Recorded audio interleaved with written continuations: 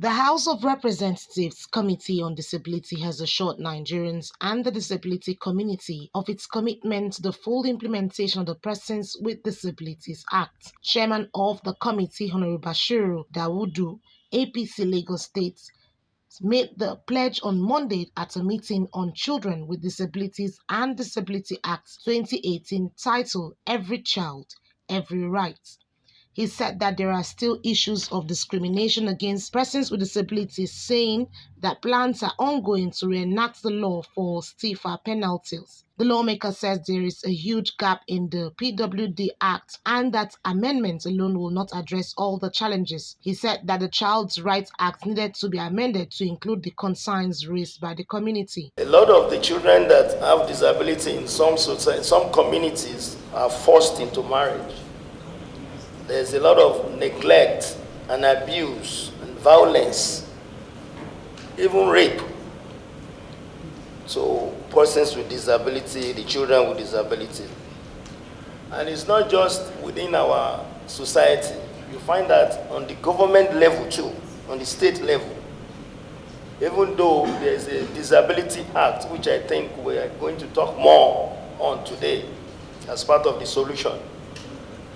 You discover that when you look into the Act, there are no child-specific laws there to address specifically the issue of children.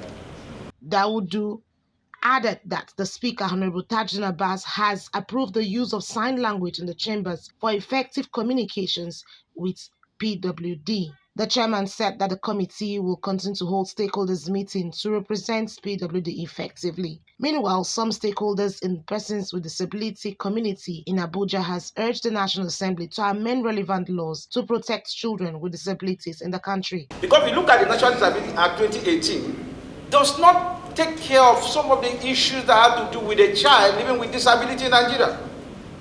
For instance, you make mention of education. We talk about inclusive education in Nigeria. It's a mere theoretical jargon, if I may say so, because the child have been completely, especially the child with disability, have been completely excluded in our educational system. The Act speaks for itself. From the northern part of the country, we have the Amajams, who are our little children. Go back to the south, we have the people we call them Skolombo. These are people who are ruling around the street. Some of them are being labeled as witches and wizards.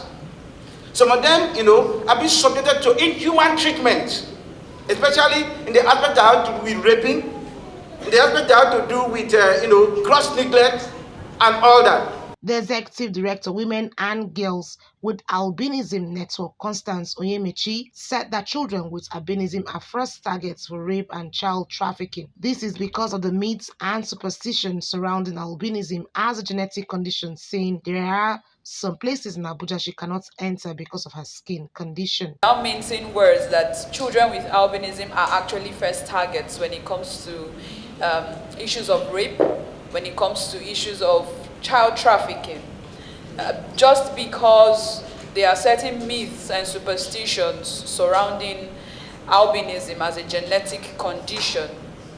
So it makes us more prone to this. Like in certain places in Abuja, I can't go there simply because I'm a person with albinism.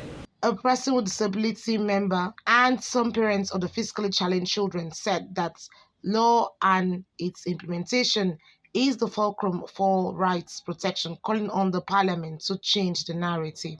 Take two. These stakeholders say that the African Union Charter on Persons with Disability come with elaborate provisions, but the Nigerian Child Rights Act, which is a product, came with limitations. Aniete Patrick, Core TV News, Abuja.